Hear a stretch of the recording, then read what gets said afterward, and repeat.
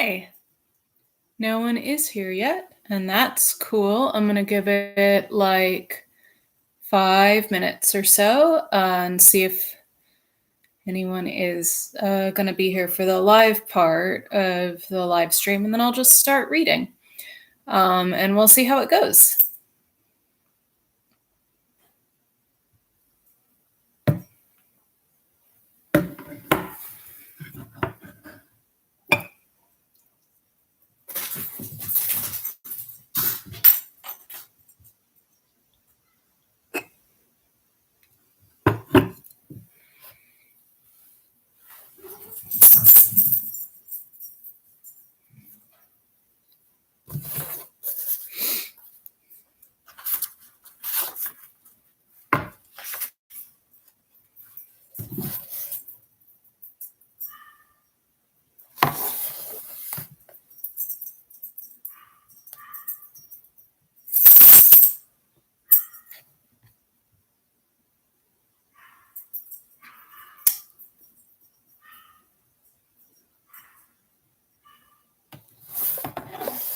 So like 4 minutes? 4 minutes, yeah. There's a chat if you are watching and you want to talk to me. I have never done this before, so I don't know how to tell who's watching. I don't think it tells me. So yeah, but I guess there are 2 of you. Wild.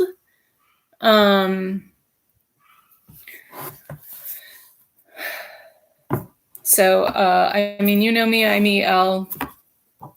I am 35. I use she, they pronouns. Either is good. I am based in Brooklyn. I'm going to read you Mr. Popper's Penguins. Hi, Chew! Hi! I'm so excited. So, like, Mr. Popper's Penguins is one, I have it because it's like it used to be one of my go-to books for like if I was feeling kind of down and I wanted a comfort read. I'm waving back at you.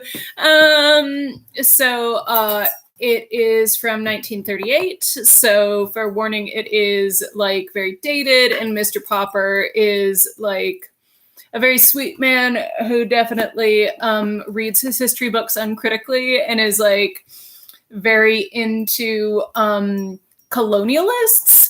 So there's that. But I read through it today just to make sure that it was not the worst. And I was like kind of pleasantly surprised at like how, aside from the penguins' names, it's like surprisingly relatable.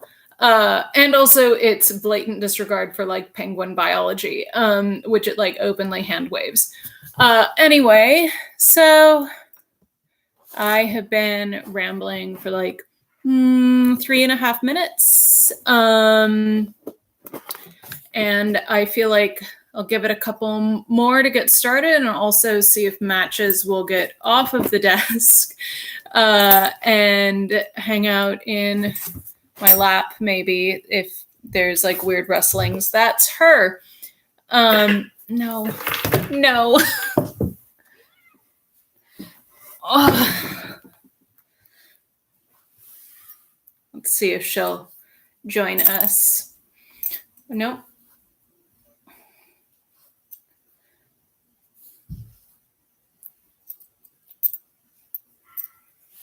Okay. All right.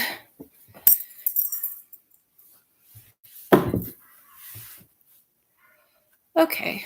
And this book also has some really great illustrations, so I'll show those too, like story time. Okay, by matches. So I think I will go ahead and start.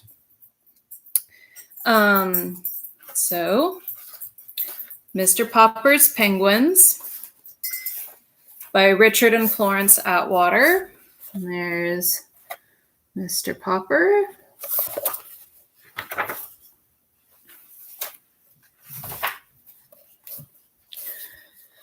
Chapter 1, Stillwater. It was an afternoon in late September. In the pleasant little city of Stillwater, Mr. Popper, the house painter, was going home from work.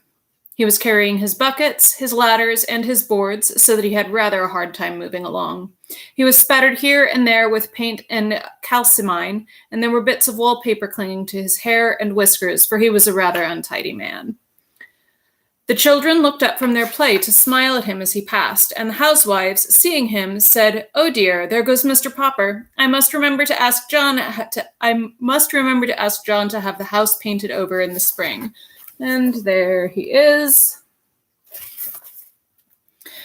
No one knew what went on inside of Mr. Popper's head, and no one guessed that he would one day be the most famous person in Stillwater. He was a dreamer. Even when he was busiest smoothing down the paste on the wallpaper or painting the outside of other people's houses, he would forget what he was doing. Once he had painted 3 sides of a kitchen green and the other side yellow. The housewife, instead of being angry and making him do it over, had liked it so well that she had made him leave it that way. And all the other housewives, when they saw it, admired it too, so that pretty soon everybody in Stillwater had 2-colored kitchens. The reason Mr. Popper was so absent-minded was that he was always dreaming about faraway countries. He had never been out of Stillwater. Not that he was unhappy. He had a nice little house of his own, a wife whom he loved dearly, and 2 children, named Janie and Bill. Still, it would have been nice, he often thought, if he could have seen something of the world before he met Mrs. Popper and settled down. He had never hunted tigers in India, or climbed the peaks of the Himalayas, or dived for pearls in the South Seas. Above all, he had never seen the poles. And that was what he regretted most of all.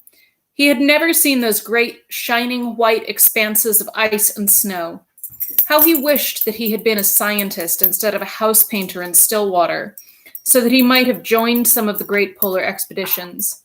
Since he could not go, he was always thinking of them. Whenever he heard that a polar movie was in town, he was the first person at the ticket window, and often he sat through 3 shows. Whenever the town library had a new book about the Arctic or the Antarctic, the North Pole or the South Pole, Mr. Popper was the first to borrow it. Indeed, he had read so much about polar explorers that he could name all of them and tell you what each had done. He was quite an authority on the subject. I'm sorry, someone is causing so much trouble. Oh, sleeps all day. And then, as soon as I'm making noises, she wants to also make disruptive noises. Let's see if she'll settle down.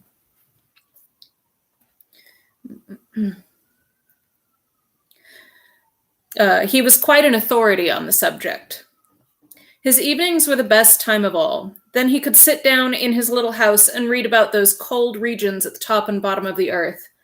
As he read, he could take the little globe that Janie and Bill had given him the Christmas before and search out the exact spot he was reading about. So now, as he made his way through the streets, he was happy because the day was over and because it was the end of September. When he came to the gate of the neat little bungalow at 432 Proudfoot Avenue, he turned in. "Well, my love," he said, settling down his buckets and ladders and boards and kissing Mrs. Popper. "The decorating season is over. I have painted all the kitchens in Stillwater. I have papered all the rooms in the new apartment building on Elm Street. There is no more work until spring when people will want their houses painted." Mrs. Popper sighed. "I sometimes wish you had the kind of work that lasted all year instead of just from spring until fall," she said. It will be very nice to have you at home for a vacation, of course, but it is a little hard to sweep with a man sitting around reading all day." "I could decorate the house for you." "No, indeed," said Mrs. Popper firmly. "Last year you painted the bathroom 4 different times because you had nothing else to do, and I think that is enough of that. But what worries me is the money. I have saved a little, and I dare say we can get along as we have other winters. No more roast beef, no more ice cream, not even on Sundays." "Shall we have beans every day?" asked Jamie and Bill, coming in from play. "I'm afraid so," said Mrs. Popper. "Anyway, go wash your hands for supper. And Papa, put away this litter of paints because you won't be needing them for quite a while." Chapter 2, The Voice in the Air. That evening, when the little Poppers had been put to bed, Mr. and Mrs. Popper settled down for a long, quiet evening. The neat living room at 432 Proudfoot Avenue was much like all the other living rooms in Stillwater, except that the walls were hung with pictures from the National Geographic magazine. Mrs. Popper picked up her mending, while Mr. Popper collected his pipe, his book, and his globe. From time to time, Mrs. Popper sighed a little as she thought about the long winter ahead. Would there really be enough beans to last, she wondered. Relatable. Mr. Popper was not worried, however. As he put on his spectacles, he was quite pleased at the prospect of a whole winter of reading travel books with no work to interrupt him. He set his little globe beside him and began to read. "What are you reading?" asked Mrs. Popper. "I am reading a book called Antarctic Adventures. It is very interesting. It tells all about the different people who've gone to the South Pole and what they have found there." "Don't you ever get tired of reading about the South Pole?" "No, I don't. Of course, I would much rather go there than read about it, but reading is the next best thing." I think it must be very boring down there," said Mrs. Popper. "It sounds very dull and cold with all that ice and snow." "Oh, no," answered Mr. Popper. "You wouldn't think it was dull if you had gone with me to see the movies of the Drake expedition at the Bijou last year." "Well, I didn't, and I don't think any of us will have any money for movies now," answered Mrs. Popper a little sharply. She was not at all a disagreeable woman, but she sometimes got rather cross when she was worried about money. "If you had gone, my love," went on Mr. Popper, "you would have seen how beautiful the Antarctic is. But I think the nicest part of all is the penguins. No wonder all the men on the expedition had such a good time playing with them. They are the funniest birds in the world. They don't fly like other birds. They walk erect like little men. When they get tired of walking, they just lie down on their stomachs and slide. It would be very nice to have one for a pet." "Pets," said Mrs. Popper. "First it's Bill wanting a dog and then Janie begging for a kitten. Now you and penguins. But I won't have any pets around. They make too much dirt in the house, and I have enough work now trying to keep this place tidy, to say nothing of what it costs to feed a pet. Anyway, we have the bowl of goldfish." "Penguins are very intelligent," continued Mr. Popper. "Listen to this, Mama. It says here when they want to catch some shrimps, they all crowd over to the edge of an ice bank. Only they don't just jump in, because a sea leopard might be waiting to eat the penguins. So they crowd and push until they manage to shove one penguin off to see if it's safe. I mean, if he doesn't get eaten up, the rest of them know it's safe for them all to jump in." "Dear me," said Mrs. Popper in a shocked tone. "They sound to me like pretty heathen birds." "It's a queer thing," said Mr. Popper, "that all the polar bears live at the North Pole and all the penguins at the South Pole. I should think the penguins would like the North Pole, too, if only they knew how to get there." At 10 o'clock, Mrs. Popper yawned and laid down her mending. "Well, you can go on reading about those heathen birds, but I am going to bed. Tomorrow is Thursday, September 30th, and I have to go to the first meeting of the Ladies' Aid and Missionary Society." "September 30th, said Mr. Popper in an excited tone. "You don't mean that tonight is Wednesday, September 29th? "Why, yes, I suppose it is. But what of it?" Mr. Popper put down his book of Antarctic adventures and moved hastily to the radio. "What of it?" he repeated, pushing the switch. "Why, this is the night the Drake Antarctic exhibition is going to start broadcasting." "That's nothing," said Mrs. Popper. "It's just a lot of men at the bottom of the world saying, 'Hello, Mama, hello, Papa.'" "Shh," commanded Mr. Popper, laying his ear close to the radio. There was a buzz, and then suddenly from the South Pole a faint voice floated out into the Popper living room. "This is Admiral Drake speaking. Hello, Mama. Hello, Papa. Hello, Mr. Popper." "Gracious goodness," exclaimed Mrs. Popper. "Did he say Papa or Popper?" "Hello, Mr. Popper, up there in Stillwater. Thanks for your nice letter about the pictures of our last expedition. Watch for an answer, but not by letter, Mr. Popper. Watch for a surprise. Signing off, signing off." "You wrote to Admiral Drake?" "Yes, I did," Mr. Popper admitted. "I wrote and told him how funny I thought the penguins were." "Well, I never," said Mrs. Popper, very much impressed. Mr. Popper picked up his little globe and frowned the Antarctic, and to think he spoke to me all the way from there, and he even mentioned my name. Mamma, what do you suppose he means by a surprise? I haven't any idea, answered Mrs. Popper, but I'm going to bed. I don't want to be late for the Ladies' Aid and Missionary Society meeting tomorrow. Some tea.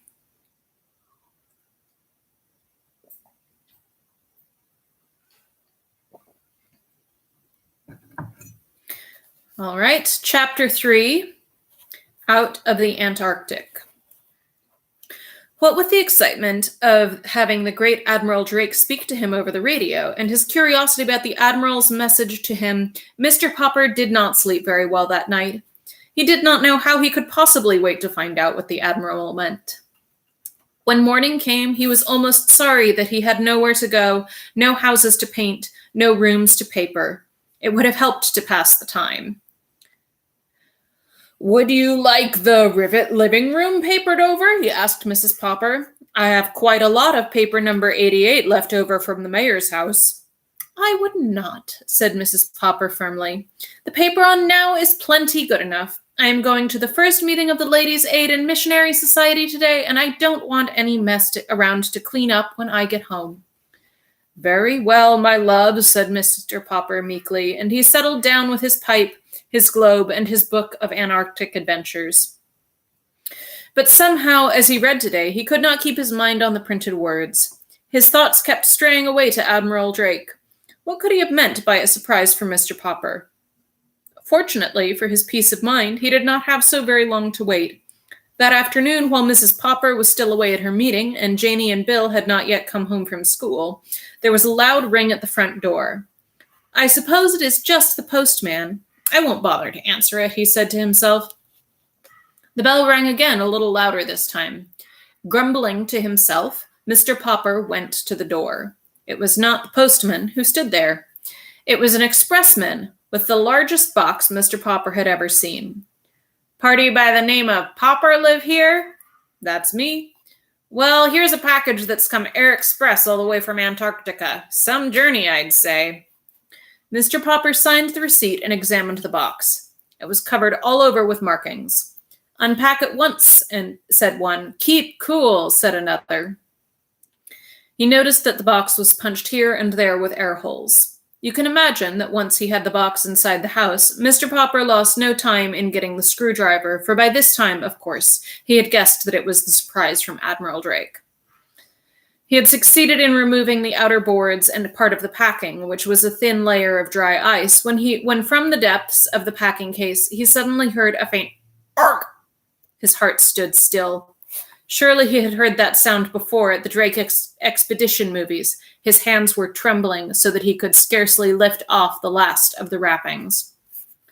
There was not the slightest doubt about it. It was a penguin. Mr. Popper was speechless with delight. There is the penguin. But the penguin was not speechless. "Ork," it said again, and this time it held out its flippers and jumped over the packing debris. It was a stout little fellow, about 2.5 feet high. Although it was about the size of a small child, it looked much more like a little gentleman, with its smooth white waistcoat in front and its long black tailcoat dragging a little behind. Its eyes were set in 2 white circles in its black head. It turned its head from one side to the other, as first with one eye and then with the other it examined Mr. Popper. Mr. Popper had read that penguins are extremely curious, and he soon found out this was true, for stepping out, the visitor began to inspect the house. Down the hall it went, and into the bedrooms with its strange, pompous little strut. When it, or he, Mr. Popper had already begun to think of it as a he, got to the bathroom, it looked around with a pleased expression on its face. Perhaps, thought Mr. Popper, all of that white tiling reminds him of the ice and snow at the South Pole. Poor thing, maybe he's thirsty. Carefully, Mr. Popper began to fill the bathtub with cold water. This was a little difficult because the inquisitive bird kept reaching over and trying to bite the faucets with its sharp red beak. Finally, however, he succeeded in getting the tub all filled. Since the penguin kept looking over, Mr. Popper picked it up and dropped it in. The penguin seemed not to mind. "Anyway, you're not shy," said Mr. Popper. "I guess you've got sort of used to playing around with those explorers at the South Pole." When he thought the penguin had had enough of a bath, he drew out the stopper. He was just wondering what to do next when Janey and Bill burst in from school. "Papa!" they shouted together at the bathroom door. "What is it?" "It's a South Pole penguin sent to me by Admiral Drake." "Look," said Bill, "it's marching."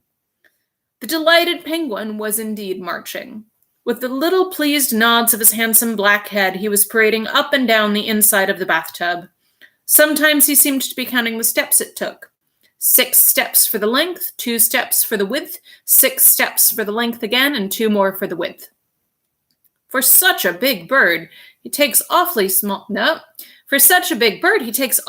steps, said Bill. "And look how his little black coat drags behind him. It almost looks as if it were too big for him," said Janey. But the penguin was tired of marching. This time, when it got up to the end of the tub, it decided to jump up the slippery curve. Then it turned, and with outstretched flippers, tobogganed down on its white stomach. They could see that those flippers, which were black on the outside like the sleeves of a tailcoat, were white underneath. Said the penguin, trying its new game again and again. "What's his name, Papa?" asked Janey.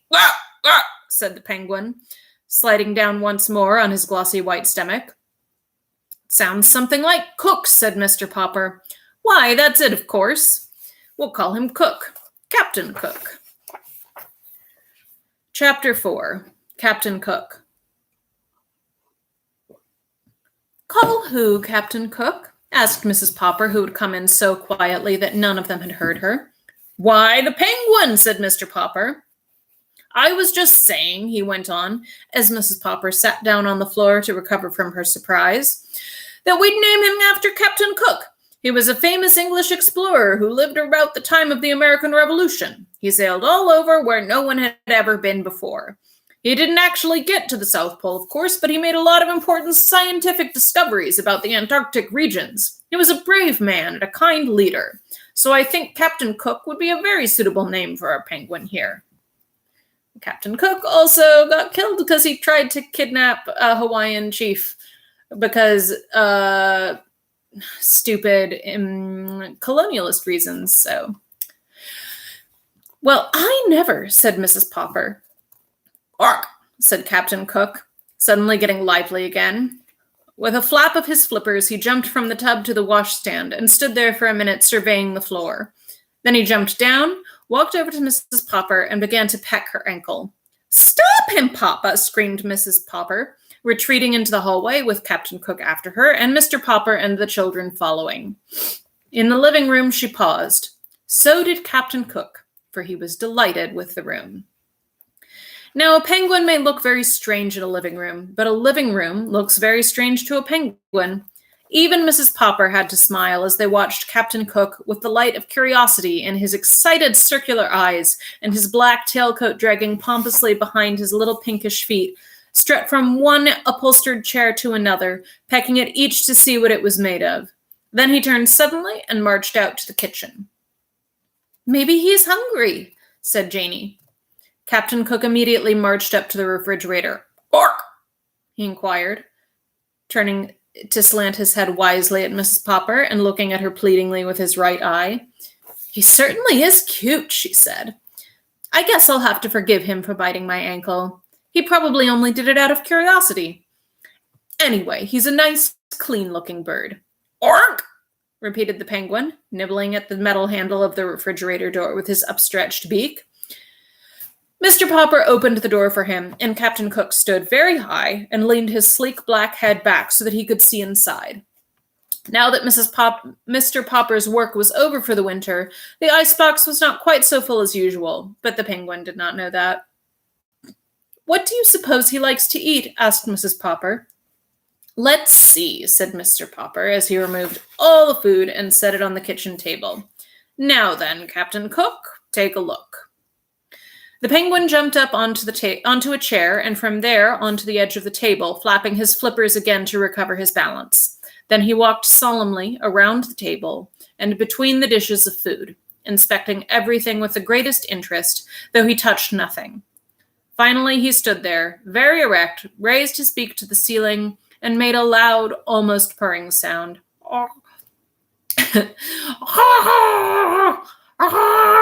He trilled. "That's a penguin's way of saying how pleased he is," said Mr. Popper, who had read about it in his Antarctic books. Here he is, surrounded by groceries. Joke about when you go to the grocery store during coronavirus here. Apparently, however, what Captain Cook wanted to show was that he was pleased with their kindness rather than with their food. For now, to their surprise, he jumped down and walked into the dining room. "I know," said Mr. Popper. "We ought to have some seafood for him, canned shrimps or something. Or maybe he isn't hungry yet. I've read that penguins can go for a month without food." "Mama, Papa," called Bill, "come see what Captain Cook has done." Captain Cook had done it all right. He had discovered the bowl of goldfish on the dining room windowsill. By the time Mrs. Popper reached over to lift him away, he had already swallowed the last of the goldfish. "Bad, bad penguin," reproved Mrs. Popper, glaring down at Captain Cook. Captain Cook squatted guiltily on the carpet and tried to make himself look small. "He knows he's done wrong," said Mr. Popper. "Isn't he smart?" "Maybe we can train him," said Mrs. Popper. "Bad, naughty captain," she said to the penguin in a loud voice. "Bad to eat the goldfish," and she spanked him on his round black head. Before she could do that again, Captain Cook hastily waddled out to the kitchen. There the Poppers found him trying to hide in the still-opened refrigerator. He was squatting under the ice cube coils, under which he could barely squeeze, sitting down.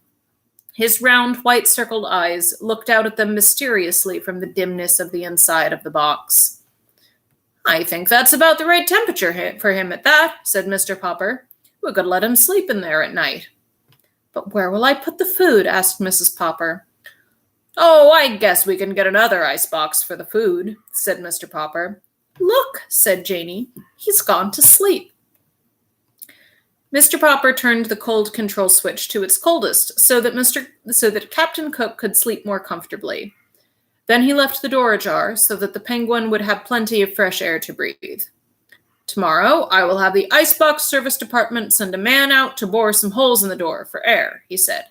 "And then he can put a handle on the inside of the door so that Captain Cook can go in and out of his refrigerator as he pleases." "Well, dear me, I never thought we would have a penguin for a pet," said Mrs. Popper. "Still, he behaves pretty well on the whole, and he is so nice and clean that perhaps he would be a good example to you and the children. And now I declare we must get busy. We haven't done anything but watch that bird. Papa, will you just help me set the beans on the table, please?" "Just a minute," answered Mr. Popper. "I just happen to think that Captain Cook will not feel right on the floor of that icebox. Penguins make their nests of pebbles and stones, so I will just take some ice cubes out of the tray and put them under him. That way he will feel more comfortable." Groceries, yes. Okay.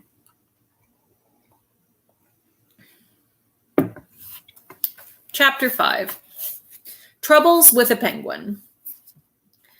The next day was quite eventful at 432 Proudfoot Avenue. First there was the serviceman, and then the policeman, and then the trouble about the license. Captain Cook was in the children's room, watching Janie and Bill put together a jigsaw puzzle on the floor. He was very good about not disturbing the pieces after Bill had spanked him for eating one. He did not hear the refrigerator serviceman come to the back door. Mrs. Popper had gone marketing for canned shrimps for the penguins, so that Mr. Popper was alone in the kitchen to explain to the serviceman what he wanted done to the refrigerator. The serviceman put his tool bag down on the kitchen floor, looked at the refrigerator, and then at Mr. Popper, who, to tell the truth, had not shaved yet and was not very tidy. "Mister," he said, "you don't need no ventilating holes in that there door." "It's my icebox, and I want some holes bored in the door," said Mr. Popper. They argued about it for quite a while. Mr. Popper knew that to get the serviceman to do what he wanted, all he had to do was explain that he was going to keep a live penguin in the icebox and that he wanted his pet to have plenty of fresh air, even though the door was closed all night. He felt a little stubborn about explaining, however. He didn't want to discuss Captain Cook with this unsympathetic serviceman who was already staring at Mr. Popper as if he thought Mr. Popper was not quite right in the head. "Come on, do what I said Mr. Popper. "I'm paying you for it." "With what?" asked the serviceman. Mr. Popper gave him a $5 bill. It made him a little sad to think how many beans it would have bought for Mrs. Popper and the children. The serviceman examined the bill carefully, as if he didn't trust Mr. Popper too much. But at last he put it in his pocket, took a drill from his tool bag, and made 5 small holes in a neat pattern on the refrigerator door. "Now," said Mr. Popper, "don't get up. Wait a minute. There is one more thing." "Now what?" said the serviceman. "I suppose now you want me to take the door off its hinges to let in a little more air. Or do you want me to make a radio set out of your icebox?" "Don't get funny," said Mr. Popper indignantly. "That is no way to talk. Believe it or not, I know what I'm doing. I mean, having you do. I want you to fix an extra handle on the inside of the box so it can be opened from the inside of the box." "That," said the serviceman, "is a fine idea. You want an extra handle on the inside. Sure. He picked up his tool bag. "Aren't you going to do it for me?" asked Mr. Popper. "Oh, sure, said the serviceman, edging toward the back door. Mr. Popper saw that for all his words of agreement, the serviceman had no intention of putting on an inside handle. "I thought you were a serviceman," he said. "I am. That's the first sensible thing you've said yet." "You're a fine kind of serviceman if you don't even know how to put an extra handle on the inside of an icebox door." "Oh, I don't I? Don't think I don't know how. As far as that goes, I've even got a spare handle in my tool bag and plenty of screws. You needn't think I don't know how to do it, if I wanted to." Mr. Popper silently reached into his pocket and gave the serviceman his last $5 bill. He was pretty sure that Mrs. Popper would be annoyed at him for spending all that money, but it could not be helped. "Mister," said the serviceman, "you win. I'll fix your extra handle. And while I'm doing it, you can sit down on that chair over there facing me, where I can keep an eye on you." "Fair enough," said Mr. Popper, sitting down. The serviceman was still on the floor, putting in the final screws that held the new handle in place, when the penguin came out to the kitchen on his silent pink feet. Surprised at seeing a strange man sitting on the floor, Captain Cook quietly walked over and began to peck him curiously. But the serviceman was even more surprised than Captain Cook. "Ork!" said the penguin. Or perhaps it was the serviceman. Mr. Popper was not sure just what had happened when he picked up himself in his chair a moment later. There had been a shower of flying tools, a violent slamming of the door, and the serviceman was gone. There he goes. The sudden noises, of course, brought the children running. Mr. Popper showed them how the refrigerator was now all remodeled for the penguin. He showed Captain Cook, too, by shutting him inside it. The penguin at once noticed the shiny new inside handle and bit it with his usual curiosity. The door opened, and Captain Cook jumped out. Mr. Popper promptly put Captain Cook back inside and shut the door again to be sure that the penguin learned his lesson. Before long, Captain Cook became quite skillful at getting out and was ready to be taught how to get inside when the door was shut. By the time the policeman came to the back door, Captain Cook was going in and out of the refrigerator as easily as if he had lived in one his whole life. Chapter 6. More Troubles. The children were the first to notice the policeman. "Look, Papa," said Bill. "There's a policeman at the back door. Is he going to arrest you?" "Oh!" said Captain Cook, walking with dignity to the door and trying to poke his beak through the screen. "Is this 432 Proudfoot Avenue?" "It is," answered Mr. Popper. "Well, I guess this is the place, all right," said the policeman, and pointed to Captain Cook. "Is that thing yours?" "Yes, it is," said Mr. Popper proudly. "And what do you do for a living?" asked the policeman sternly. "Papa is an artist." said Janey. He's always getting paint and calcimite all over his clothes, said Bill. I'm a house painter, a decorator, said Mr. Popper. Won't you come in? I won't, said the policeman, unless I have to. Ha, said Bill. The policeman is afraid of Captain Cook. Wah, said the penguin, opening his red beak wide, as if he wanted to laugh at the policeman.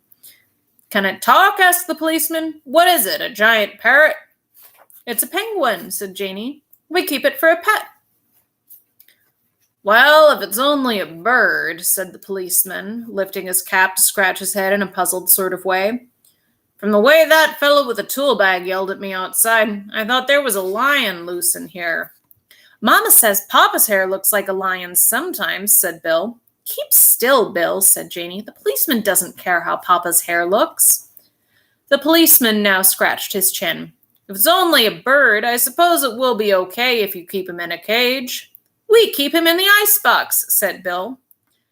You can put it in the icebox for all I care, said the policeman. What kind of bird did you say it was? A penguin, answered Mr. Popper. And by the way, I might want to take him walking with me. Would it be all right if I kept him on a leash? I'll tell you, said the policeman. Honestly, I don't know what the municipal ordinance about penguins is, with or without a leash on the public streets. I'll ask my sergeant. Maybe I ought to get a license for him, suggested Mr. Popper. It's certainly big enough for a license, said the policeman. I'll tell you what to do. You call up the city hall and ask them what the ruling about penguins is. And good luck to you, Popper. He's kind of a cute little fellow at that. Looks almost human. Good day to you, Popper, and good day to you, Mr. Penguin. When Mr. Popper telephoned the city hall to see about a license for Captain Cook, the penguin did his best to disconnect the telephone by biting the green cord. Perhaps he thought it was some new kind of eel. But just then, Mrs. Popper came back from the market and opened a can of shrimps, so that Mr. Popper was soon left alone at the telephone. Even so, he found it was not so easy to learn whether or not he must get a license for his strange pet. Every time he would explain what he wanted, he would be told to wait a minute, and much later a new voice would ask him what he wanted. This went on for a considerable time.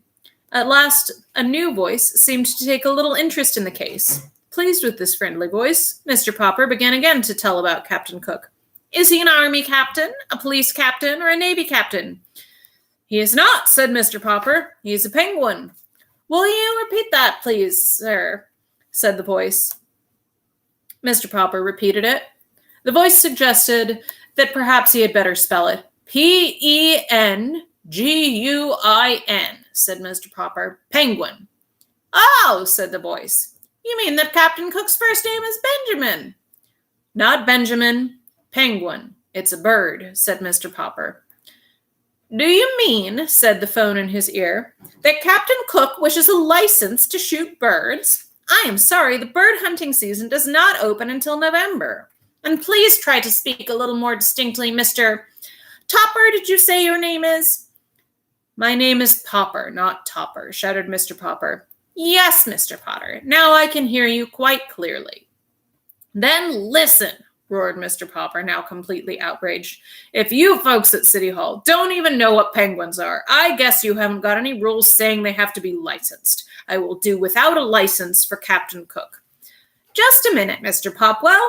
Our Mr. Treadbottom of the Bureau of Navigation of Lakes, Rivers, Ponds, and Streams has just come in. I will let you speak to him personally. Perhaps he knows this Benjamin Cook of yours. In a moment, a new voice was speaking to Mr. Popper. Good morning, this is the Automobile License Bureau. Did you have this same car last year? And if so, what was the license number? Mr. Popper had been switched over to the county building. He decided to hang up. Okay.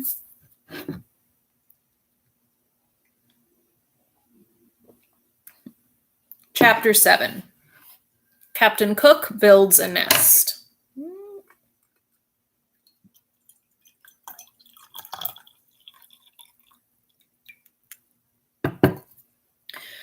Very reluctantly, Janey and Bill had to leave Captain Cook and go to school.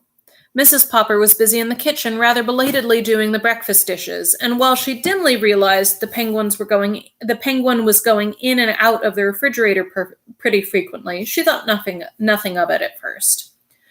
Meanwhile, Mr. Popper had abandoned his telephoning and was now busy shaving and making himself neat in honor of being the owner of such a splendid bird as Captain Cook.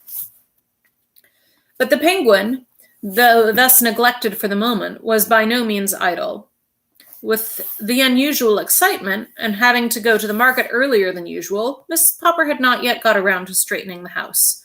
She was an excellent housekeeper. Still, with 2 children like Janie and Bill, and a husband with such untidy ways, there was no denying the fact that she had to pick up the place rather frequently. Captain Cook was now attending to the picking up. Into the corners of every room he prowled and poked, and pecked with busy thoroughness. Into every closet he stared with his white-circled eyes. Under and behind all the furniture he crowded his plump figure with little subdued cries of curiosity, surprise, and pleasure. And each time he found what he seemed to be looking for, he picked it up in the black end of his red beak and carried it, waddling proudly on his wide pink feet, into the kitchen and into the icebox. At last it occurred to Mrs. Popper to wonder what on earth the busy bird was up to. When she looked, she could only scream for Mr. Popper to come quickly and see what Captain Cook had done now. Mr. Popper, himself looking rather remarkable, as Mrs. Popper noticed later, joined her in staring with astonishment into the refrigerator. Captain Cook came too and helped them look. "Ark, ark," he said with triumph. Mrs. Popper laughed, and Mr. Popper gasped as they saw the results of Captain Cook's trips through the house.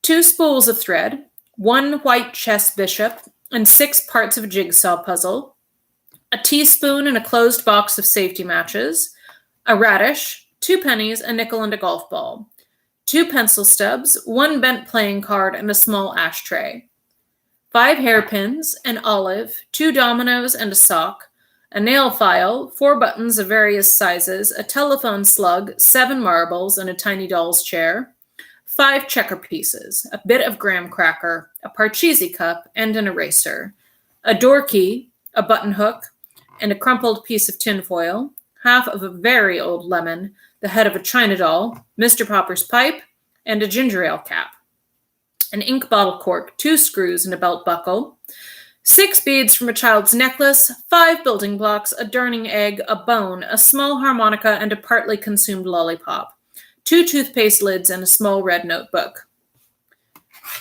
Here is Captain Cook examining some of those items.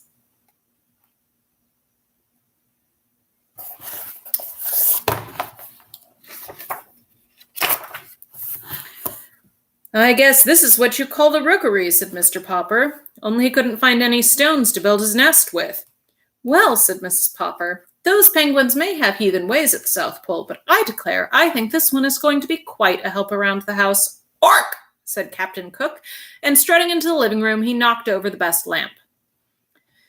"I think, Papa," said Mrs. Popper, "that you had better take Captain Cook outside for a little exercise. Good gracious, but you're all dressed up. Why, you look almost like a penguin yourself." Mr. Popper had smoothed down his hair and shaved off his whiskers. Never again would Mrs. Popper have to reproach him for looking as wild as a lion. He had put on a white shirt with a white tie and white flannel trousers, and a pair of bright tan oxblood shoes. He had got out of the cedar chest his old black evening tailcoat that he had been married in, and brushed it very carefully, and put it on too. He did indeed look a little like a penguin. He turned and strutted like one now for Mrs. Popper.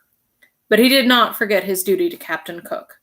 "Can I have a few yards of clothesline, please, Mamma?" asked Mr. Popper. Chapter 8. Penguin's Promenade. Mr. Popper soon found that it was not so easy to take a penguin for a stroll. Captain Cook did not care at first for the idea of being put on a leash. However, Mr. Popper was firm. He tied one end of the clothesline to the penguin's fat throat and the other to his own wrist. "Ark!" said Captain Cook indignantly. Still, he was a very reasonable sort of bird, and when he saw that protesting did him no good, he recovered his customary dignity and decided to let Mr. Popper lead him. Mr. Popper put on his best Sunday derby and opened the front door with Captain Cook waddling graciously beside him. "Ah!" said the Penguin, stopping at the edge of the porch to look down at the steps. Mr. Popper gave him plenty of clothesline leash. "Oh!" said Captain Cook, and raising his flippers, he leaned forward bravely and tobogganed down the steps on his stomach. Mr. Popper followed, though not in the same way. Captain Cook quickly got up on his feet again and strutted to the street ahead of Mr. Popper with many quick turns of his head and pleased comments on the new scene. Down Proudfoot Avenue came a neighbor of the Poppers, Mrs. Callahan, with her arms full of groceries. She stared in astonishment when she saw Captain Cook and Mr. Popper, looking like a larger penguin himself in his black tailcoat. "Heavens have mercy on us," she exclaimed as the bird began to investigate the striped stockings under her house dress. "It isn't an owl, and it isn't a goose." "It isn't," said Mr. Popper, tipping his Sunday derby. "It's an Arctic penguin, Mrs. Callahan." "Get away from me," said Mrs. Callahan to Captain Cook. "An anteater, is it?" "Not an anteater," explained Mr. Popper, "and Arctic. It was sent to me from the South Pole."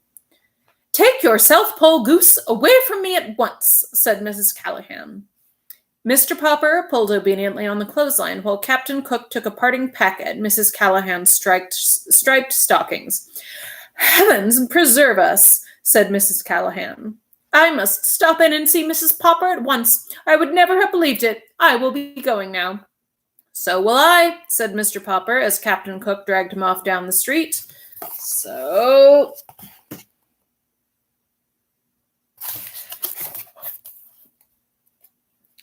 Their next stop was at the drugstore at the corner of Proudfoot Avenue and Main Street. Here Captain Cook insisted on looking over the window display, which consisted of several open packages of shiny white boric crystals. These he evidently mistook for polar snow, for he began to peck at the window vigorously. Suddenly, a car wheeled to the nearby curb with a shriek of its brakes, and two young men sprang out, one of them bearing a camera. "This must be it," said the first young man to the other. "It's them, all right," said the second young man. The cameraman set up his tripod on the sidewalk. By this time, a small crowd had gathered around, and two men in white coats had even come out of the drugstore to watch. Captain Cook, however, was still much too interested in the window exhibits to bother to turn around. "You're Mr. Popper of 432 Proudfoot Avenue, aren't you?" asked the second young man, pulling a notebook out of his pocket. "Yes," said Mr. Popper, realizing that his picture was about to be taken for the newspaper. The two young men had, as a matter of fact, heard about the strange bird from the policeman, and had been on their way to the Popper house to get an interview when they saw Captain Cook. "Hey, Pelican, turn around and see the pretty birdie," said the photographer. "That's no pelican," said the other, who was a reporter. "Pelicans have a pouch in their bills." "I'd think it was a dodo, only dodos are extinct. This will make an elegant picture if I can ever get her to turn around."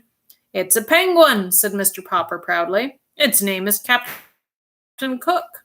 "Cook," said the penguin, turning around now that they were talking about him. Spying the camera tripod, he walked over and examined it. "Probably thinks it's a three-legged stork," said the photographer. "This bird of yours," said the reporter. "Is it a he or a she? The public will want to know." Mr. Popper hesitated. "Well, I call it Captain Cook." "That makes it a he," said the reporter, writing rapidly in his notebook.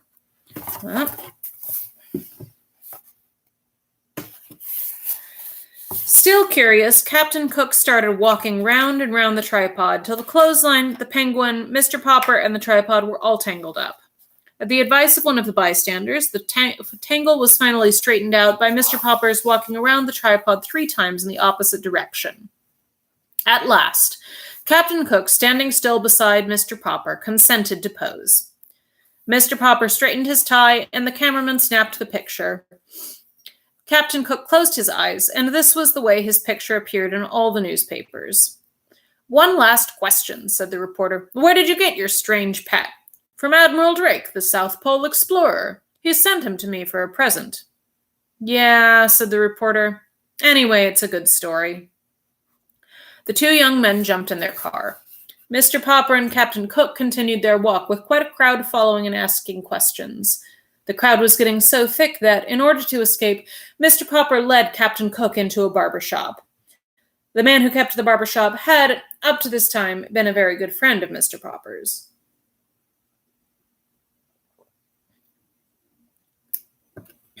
Chapter 9. In the barber shop. It was very quiet in the barber shop. The barber was shaving an elderly gentleman. Captain Cook found this spectacle very interesting, and in order to get a better view, he jumped up on the mirror ledge. "Good night," said the barber. The gentleman in the barber's chair, his face already white with lather, half lifted his head to see what had happened. "Ugh!" said the penguin, flapping his flippers and reaching out his long beak toward the lather on the gentleman's face.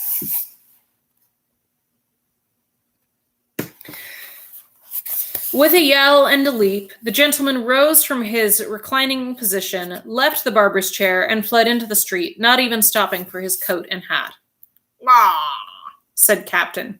"Hey," said the barber to Mr. Popper, "take that thing out of my shop. This is no zoo. What's the idea?" "Do you mind if I take him out your back door?" asked Mr. Popper. "Any door," said the barber, "as long as it's quick. Now it's biting the teeth off my combs." Mr. Popper took Captain Cook in his arms, and amid cries of "Ork!" and "Ah!" and "Ork!" made his way out of the shop and its back room and out a door into an alley. Captain Cook now discovered his first back stairway. Mr. Popper discovered that when a penguin has found steps going up somewhere, it is absolutely impossible to keep him from climbing them. "All right," said Mr. Popper, panting up the steps behind Captain Cook. "I suppose, being a bird, and one that can't fly, you have to go up in the air somehow, so you like to climb stairs. Well, it's a good thing this building has only 3 stories. Come on, let's see what you can do." Slowly but unwearyingly, Captain Cook lifted one pink foot after another from one step to the next, followed by Mr. Popper at the other end of the clothesline. At last they came to the top landing. "Now what?" inquired Mr. Popper of Captain Cook. Finding there were no more steps to climb, Captain Cook turned around and surveyed the steps that now went down. Then he raised his flippers and leaned forward. Mr. Popper, who was still panting for breath, had not supposed the determined bird would plunge so quickly. He should have remembered that penguins will toboggan whenever they get a chance. Perhaps he had been unwise in tying one end of the clothesline to his own wrist. At any rate, this time Mr. Popper found himself suddenly sliding on his own white-clad stomach down the 3 flights of steps. This delighted the penguin, who was enjoying his own slide just ahead of Mr. Popper. When they reached the bottom, Captain Cook was so eager to go up again that Mr. Popper had to call a taxi to distract him. 432 Proudfoot Avenue, said Mr. Popper to the driver. The driver, who was a kind and polite man, did not laugh at his oddly assorted passengers until he had been paid. "Oh, dear," said Mrs. Popper when she opened the door to her husband. "You looked so neat and handsome when you started out for your walk, and now look at the front of you." "I am sorry, my love," said Mr. Popper in a humble tone, "but you can't always tell what a penguin will do next." So saying, he went to lie down, for he was quite exhausted from all the unusual exercise, while Captain Cook had a shower and took a nap in the icebox. Chapter 10. Shadows. Next day, the picture of Mr. Popper and Captain Cook appeared in the Stillwater Morning Chronicle, with a paragraph about the house painter who had received a penguin by air express from Admiral Drake in the faraway Antarctic. Then the Associated Press picked up the story, and a week later the photograph, in retrogravure, could be seen in the Sunday edition of the most important newspapers in all the large cities in the country. Naturally, the Poppers all felt very proud and happy. Captain Cook was not happy, however. He had suddenly ceased his gay, exploring little walks about the house, and would sit most of the day sulking in the refrigerator. Mrs. Popper had removed all the stranger objects, leaving only the marbles and checkers, so that Captain Cook now had a nice, orderly little rookery. "He won't play with us any more," said Bill. "I tried to get some of my marbles from him, and he tried to bite me." "Naughty Captain Cook," said Janey. "Better leave him alone, children," said Mrs. Popper. "He feels mopey, I guess." But it was soon clear that it was something worse than mopiness that ailed Captain Cook. All day he would sit with his little white-circled eyes staring sadly from the refrigerator. His coat had lost its lovely glossy look. His round little stomach grew flatter every day. He would turn away now when Mrs. Popper would offer him some canned shrimps. One evening she took his temperature. It was 104 degrees. "Well, Papa," she said, "I think you had better call the veterinary doctor. I'm afraid Captain Cook is really very ill." But when the veterinary came, he only shook his head. He was a very good animal doctor, and though he had never taken care of a penguin before, he knew enough about birds to see at a glance that this one was seriously ill. "I will leave you with some pills. Give him one every hour. Then you can try feeding him on sherbet and wrapping him in ice packs. But I cannot give you any encouragement because I am afraid it is a hopeless case. This kind of bird was never made for this climate, you know. I can see that you have taken good care of him. But an Antarctic penguin cannot thrive in still water. That night, the Poppers sat up all night, taking turns changing the ice packs. It was no use. In the morning, Mrs. Popper took Captain Cook's temperature again. It had gone up to 105. Everyone was very sympathetic. The reporter on the Morning Chronicle stopped in to inquire about the penguin. The neighbors brought in all sorts of broths and jellies to try to tempt the little fellow. Even Mrs. Callahan, who had never had a very high opinion of Captain Cook, made a lovely frozen custard for him. Nothing did any good. Captain Cook was too far gone. Here is a picture of him. I really love his grumpy little eyes. I've felt this way.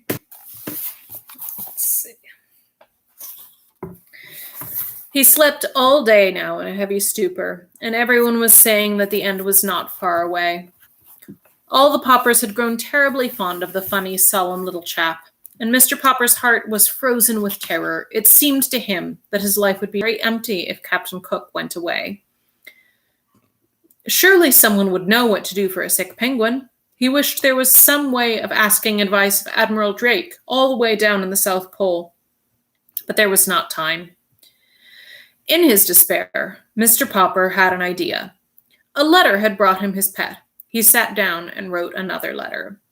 It was addressed to Dr. Smith, the curator of the great aquarium in Mammoth City, the largest in the world. Surely, if anyone, anywhere, had any idea what would cure a dying penguin, this man would. 2 days later, there was an answer from the curator.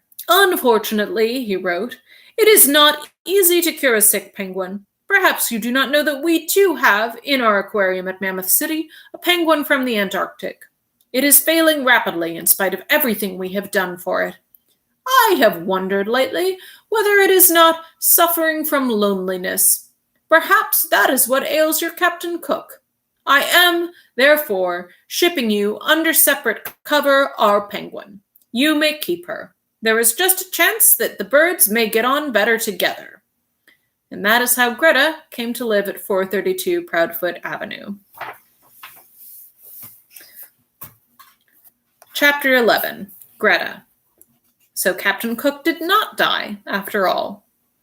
There were 2 penguins in the refrigerator, one standing and one sitting on the nest under the ice cubes. "They're as like as 2 peas, said Mrs. Popper. "As 2 penguins, you mean," answered Mr. Popper. "Yes, but which is which?" At this moment, the standing penguin jumped out of the icebox, reached inside, and took one of the checkers from under the sitting penguin, whose eyes were closed in sleep, and laid it at Mr. Popper's feet. "See, Mamma, he's thanking me," said Mr. Popper, patting the penguin. "At the South Pole, that's the way a penguin shows its friendship, only it uses a stone instead of a checker. This one must be Captain Cook, and he's trying to show he's grateful to us for getting him Greta and saving his life. Yes, but how are we going to tell them apart? It's very confusing. I will go down to the cellar and get some white paint and paint their names on their black backs. And he opened the cellar door and started down, nearly tripping when Captain Cook unexpectedly tobogganed after him. When he came up again, Mr. Popper had a brush and a small paint can in his hands, while the penguin had a white Captain Cook on his back. "Ah!" said Captain Cook, proudly showing his name to the penguin in the icebox. "Ah!" said the sitting penguin, and then squirming around in her nest, she turned her back to Mr. Popper. So Mr. Popper sat down on the floor in front of the icebox, while Captain Cook watched, first with one eye, then with the other. "What are you going to call her?" asked Mrs. Popper. "Greta." "It's a nice name," said Mrs. Popper, "and she seems like a nice bird, too. But the two of them fill the icebox, and pretty soon there will be eggs. And the next thing you know, the icebox won't be big enough for your penguins.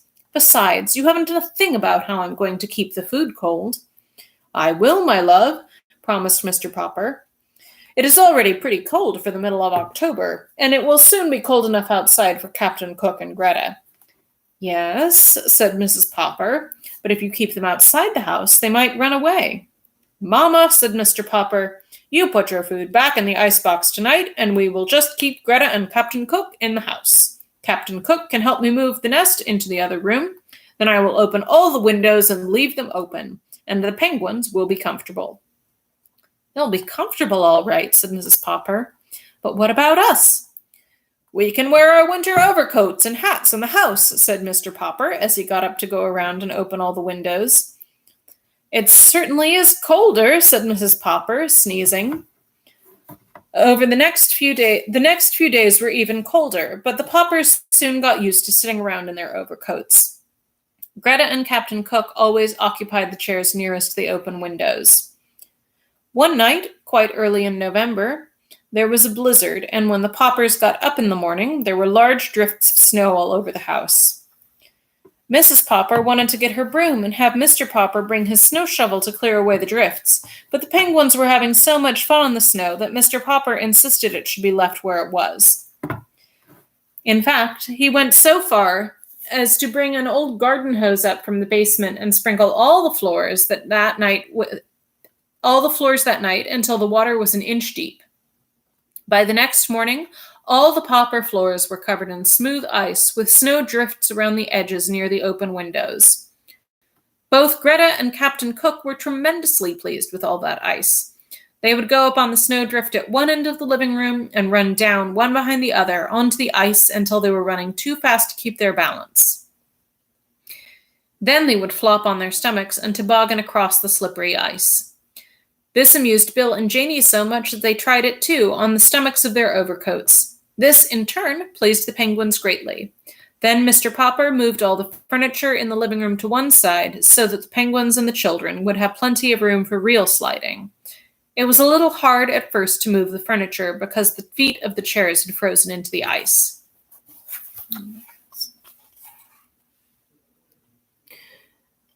These children are hardcore. They're like, look, they're in like shorts and like a short dress and like no leggings or tights or whatever. This is like, that's how you know it's the 40s, I guess. Toward afternoon, the weather got warmer and the ice began to melt. "Now, Papa," said Mrs. Popper, "you really must do something. We can't go on like this. But Captain Cook and Greta are both fat and sleek, and the children have never been so rosy." "It may be very healthy," said Mrs. Popper as she mopped up the flood, "but it's very untidy." "I will do something about it tomorrow," said Mr. Popper.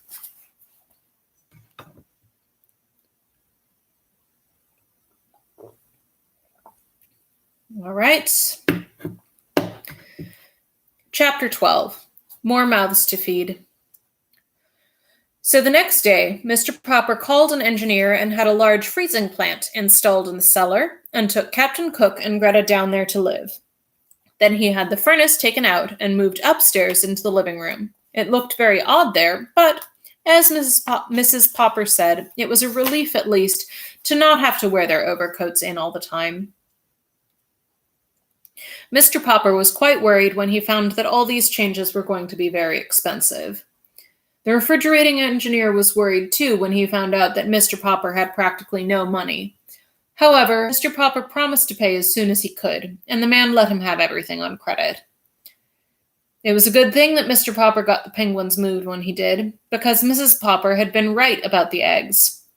The rookery had scarcely been moved to the basement when Greta laid the first egg. 3 days later, the second one appeared. Since Mr. Popper knew that penguins lay only 2 eggs a season, he was astonished when, a little later, the third egg was found under Greta. Whether the change in climate had changed the penguins' breeding habits, Mr. Popper never knew, but every third day a new one would appear until there were 10 in all. Now, penguin eggs are so large that the mother can sit on only 2 at a time, and this created quite a problem. Mr. Popper solved it, however, by distributing the extra eggs under hot water bottles and electric heating pads, kept at just penguin body heat. The penguin chicks, when they began to hatch, were not so handsomely marked as their father and mother. They were fuzzy, droll little creatures who grew at a tremendous rate. Captain Cook and Greta were kept very busy bringing them food. Though, of course, the Poppers all helped too. There is...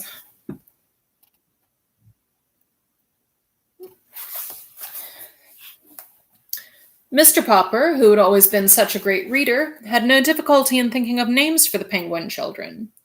They were Nelson, Columbus, Louisa, Jenny, Scott, Magellan, Adelina, Isabella, Ferdinand, and Victoria. Still, he was rather relieved that there were no more than 10 to name.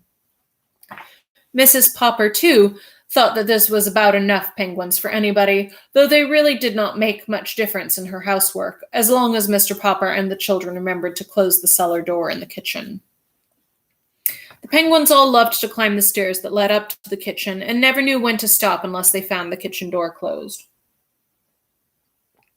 Then, of course, they would turn around again and toboggan down the steps. They made a rather curious noise sometimes when Mrs. Popper was working in the kitchen, but she got used to it, and as she had got used to so many other strange things this winter. The freezing plant that Mr. Popper had got for the penguins downstairs was a large and good one. It made very large blocks of ice instead of small ice cubes, so that soon Mr. Popper had made a sort of ice castle down there for the 12 penguins to live in and climb over. Mr. Popper also dug a large hole in the cellar floor and made a swimming and diving pool for the birds. From time to time, he would throw live fish into the pool for the penguins to dive for. They found this very refreshing, because, to tell the truth, they had got a little tired of canned shrimps. The live fish were specially ordered and were brought all the way from the coast in tank cars and glass boxes to 432 Proudfoot Avenue. Unfortunately, they were quite expensive. It was nice that there were so many penguins, because when 2 of them, usually Nelson and Columbus, got into a fight and began to spar with each other with their flippers, the 10 other penguins would all crowd around to watch the fight and make encouraging remarks. This made a very interesting little scene. Mr. Popper also flooded a part of the cellar floor for an ice rink, and here the penguins often drilled like a sort of small army, in fantastic marching movements and parades around the ice. The penguin Louisa seemed especially fond of leading these marching drills. It was quite a sight to see them, after Mr. Popper had the idea of training Louisa to hold a small American flag in her beak while she proudly led the solemn parades. Janie and Bill would often bring their little friends home from school with them, and they would all go down and watch the penguins for hours.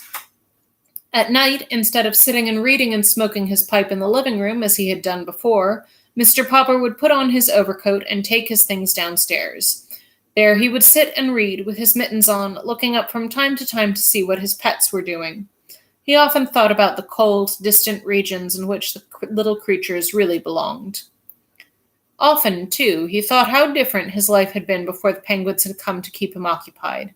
It was January now, and already he dreaded to think of the time when spring would come, and he would have to leave them all all day and go back to painting houses. Chapter 13. Money Worries. There came a night, however, when Mrs. Popper, having put the children to bed, stopped Mr. Popper on his way to the cellar. "Papa," she said, "I must talk to you. Come sit down." "Yes, my love," said Mr. Popper. "What is on your mind?" "Papa," said Mrs. Popper, "I'm glad to see you having such a nice vacation, and I must say it's been easier than usual to keep the place tidy with you down in the basement all the time.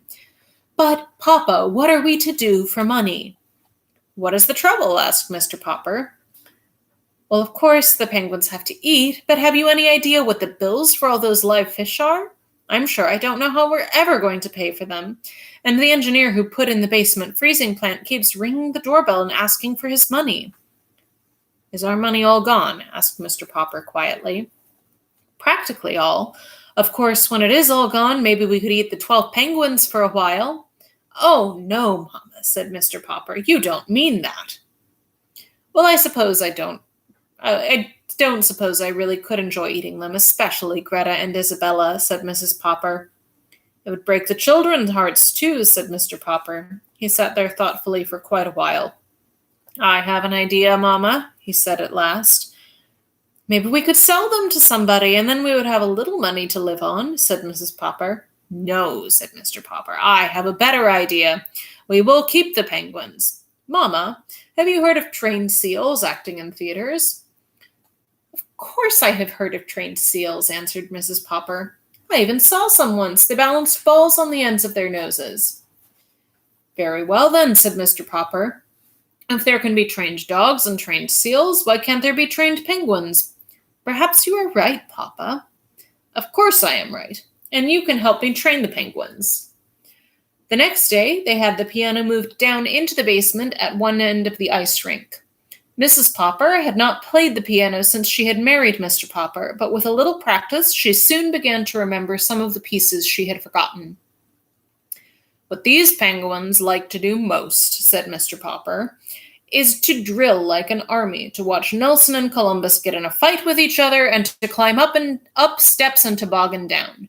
And so we will build our act around these tricks." "They don't need costumes anyway," said Mrs. Popper, looking at the droll little figures. "They already have a costume." So Mrs. Popper picked out 3 different tunes to play on the basement piano, one for each different kind of act. Soon the penguins knew from hearing the music just what they were supposed to do. When they were supposed to parade like a lot of little soldiers, Mrs. Popper played Schubert's Military March. When Nelson and Columbus were to fight each other with their flippers, Mrs. Popper played the Merry Widow Waltz. When the penguins were supposed to climb and toboggan, Janie and Bill would drag out into the middle of the ice 2 portable stepladders and a board that Mr. Popper had used when he was decorating houses. Then Mrs. Popper would play a pretty descriptive piece called By the Brook. It was cold in the cellar, of course, so Mrs. Popper had to learn to play the piano with her gloves on. By the end of January, Mr. Popper was sure that the penguins were ready to appear in any theater in the country. Chapter 14. Mr. Greenbaum. "Look here," said Mr. Popper at breakfast one morning. "It says here in the Morning Chronicle that Mr. Greenbaum, the owner of the Palace Theater, is in town. He's got a string of theaters around the country, so I guess we had better go down and see him." That evening, it was Saturday, the 29th of January, the Popper family and their 12 trained penguins, 2 of them carrying flags in their beaks, left their house to find the Palace Theater. The penguins were now so well trained that Mr. Popper decided it was not necessary to keep them on leashes.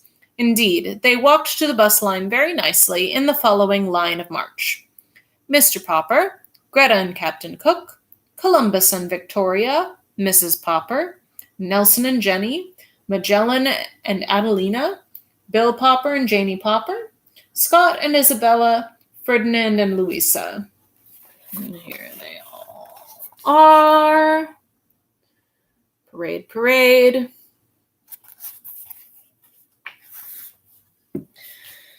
The bus stopped at the corner, and before the astonished driver could protest, they had all climbed on, and the bus was on its way.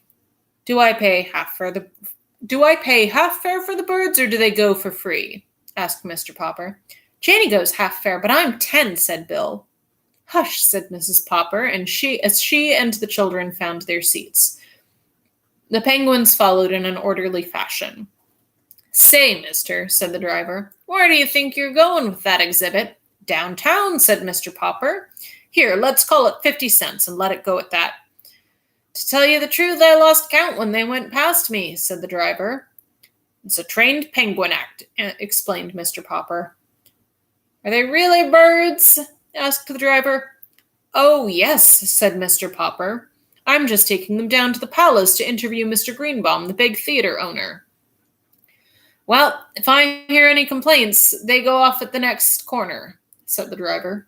Fair enough, said Mr. Popper, who wanted to ask for transfers in that case, but decided to let well enough alone. The penguins were behaving well. They were sitting quietly, two in a seat, while the other passengers looked on. Sorry, said Mr. Popper, addressing everyone in the bus, but I'll have to open all the windows. These are Antarctic penguins, and they're not used to having it a lot. These are Antarctic penguins, and they're used to having it a lot colder than this.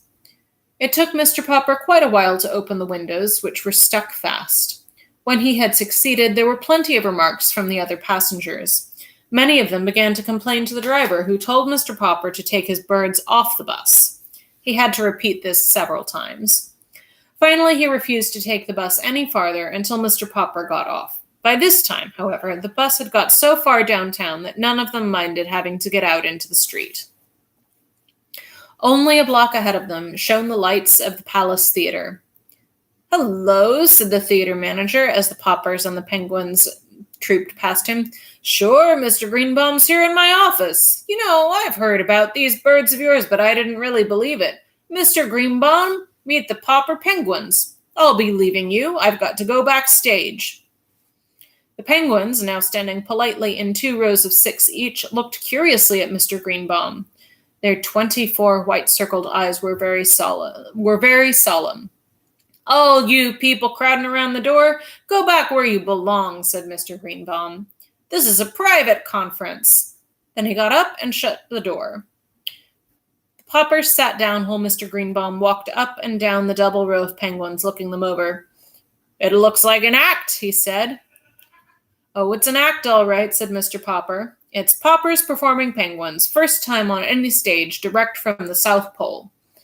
He and Mrs. Popper had thought up the name for this act. He and Mrs. Popper had thought up this name for the act. Couldn't we call them Popper's Pink-tailed Penguins? Asked Mr. Greenbaum. Mr. Popper thought for a moment. No, he said, I'm afraid we couldn't. That sounds too much like chorus girls or ballet dancers, and these birds are pretty serious. I don't think they'd like it. All right, said Mr. Greenbaum. Show me the act. There's music to it, said Janie. Mama plays the piano. Is that true, madam? Asked Mr. Greenbaum. Yes, sir, said Mrs. Popper. Well, there's a piano behind you, said Mr. Greenbaum. You may begin, madam. I want to see this act. If it's any good, you people have come to the right place. I've got theaters from coast to coast. But first, let's see your penguins perform. Ready, madam? We had better move the furniture first, said Bill. Chapter 15. Popper's Performing Penguins. At that moment, they were interrupted by the manager, who came in with a groan. What's the matter? Asked Mr. Greenbaum. The marvelous Marcos who were closing the program haven't turned up, and the audience are demanding their money back. What are you going to do? Asked Mr. Greenbaum. Give it to them, I suppose. And here it is Saturday night, the biggest night of the week. I hate to think of losing all that money. I have an idea, said Mrs. Popper. Maybe you won't have to lose it, as long as it's the end of the program. Why don't we just have the penguins rehearse there on a real stage? We'll have more room, and I think the audience would enjoy it. All right, said the manager. Let's try it. So the penguins had their first rehearsal on a real stage. The manager stepped out on the stage. Ladies and gentlemen, he said, raising his hand, with your kind indulgence, we are going to try out a little novelty number tonight. Owing to unforeseen circumstances, the marvelous Marcos are unable to appear. We are going to let you see a rehearsal of the Popper performing penguins instead. I thank you." In a dignified way, the Poppers and the penguins walked out on the stage, and Mrs. Popper sat down at the piano. "Aren't you going to take off your gloves to play?" asked the manager. "Oh, no," said Mrs. Popper. "I'm so used to playing with them on, I think I'll keep them on if you don't mind." Then she started Schubert's Military March. The penguins began to drill very nicely, wheeling and changing their formations with great precision until Mrs. Popper stopped playing in the middle of the piece. The audience clapped vigorously. "There's more to it," explained Mrs. Popper, half to the manager and half to the audience, "where they form in a hollow square and march in that formation. It's late, so we'll skip that tonight and jump to the second part." "You're sure you don't want to take your gloves off, madam?" asked the manager. Mrs. Popper smilingly shook her head and began the Merry Widow Waltz. 10 of the penguins now formed in a semicircle as Nelson and Columbus in their midst put on a wild sparring contest. Their round black heads leaned far back so they could watch each other with both round eyes. "Ork," said Nelson, punching Columbus in the stomach with his right flipper, then trying to push him over with his left flipper.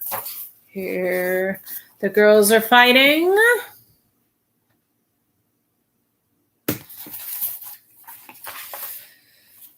"Ah," said Columbus, going into a clinch and hanging his head over Nelson's shoulder as he tried to punch him in the back.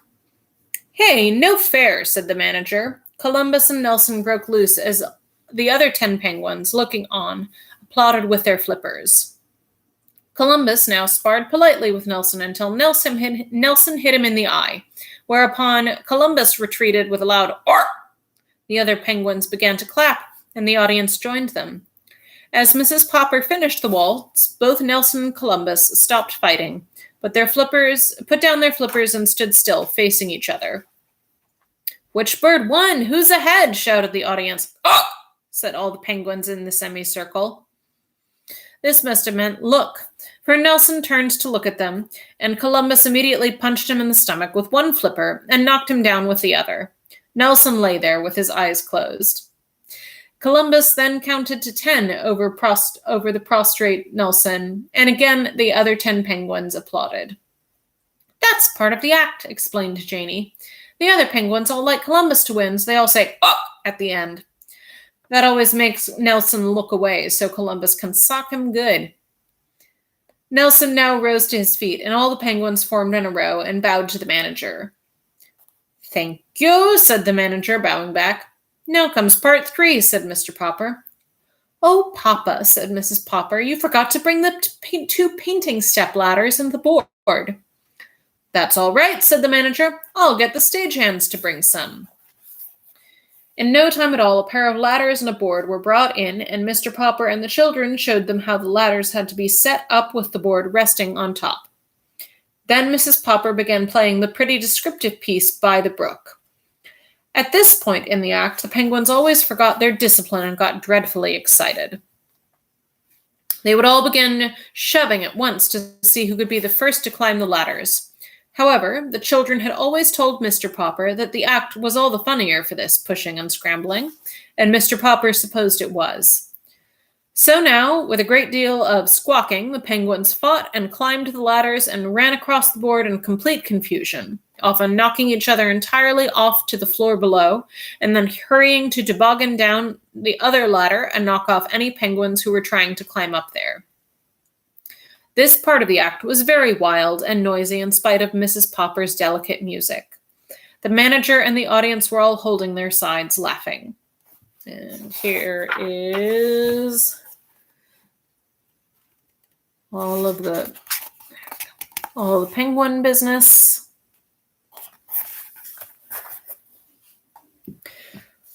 At last, Mrs. Popper got to the end of the music and took off her gloves.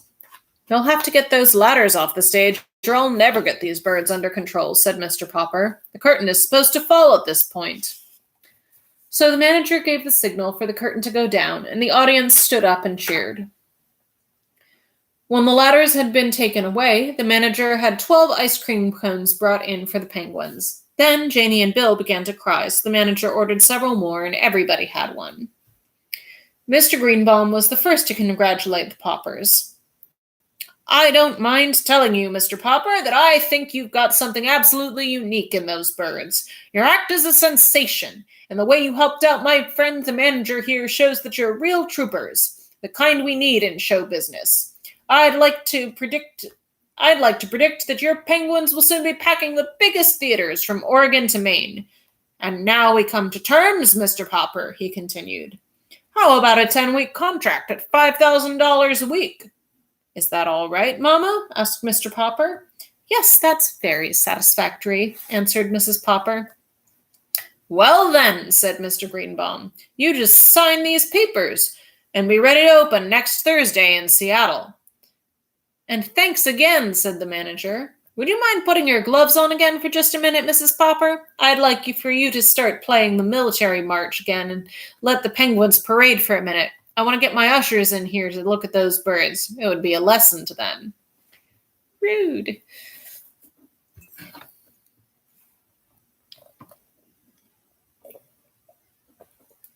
Hi, Paige. Hi. Okay, so we've got that much left.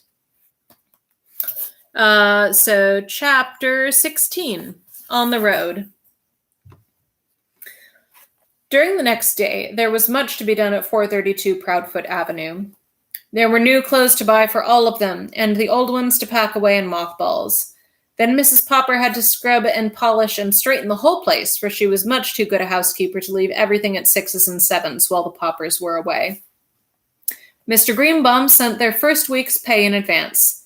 The first thing they did was pay off the man who had installed the freezing plant in the basement. He had been getting rather uneasy about his money, and after all, without him, they could never have trained the Penguins. Next, they sent a check to the company who had been shipping the fresh fish all the way from the coast. At last, everything was done, and Mr. Popper turned the key in the door of the little house. They were a little late in arriving at the railway station on account of the argument with the traffic policeman. The argument was on account of the accident to the 2 taxicabs. With 4 Poppers and 12 Penguins, not to mention 8 suitcases and a pail of water with live fish for the Penguins' lunch, Mr. Popper found that they could not all fit into one cab, so he had to call a second one. Each of the taxi drivers was eager to be the first to get to the station and surprise the people there by opening the door of his cab and letting out 6 Penguins. So they raced each other all the way, and in the last block they tried to pass each other, and one of the fenders got torn off. The traffic officer naturally got very much annoyed.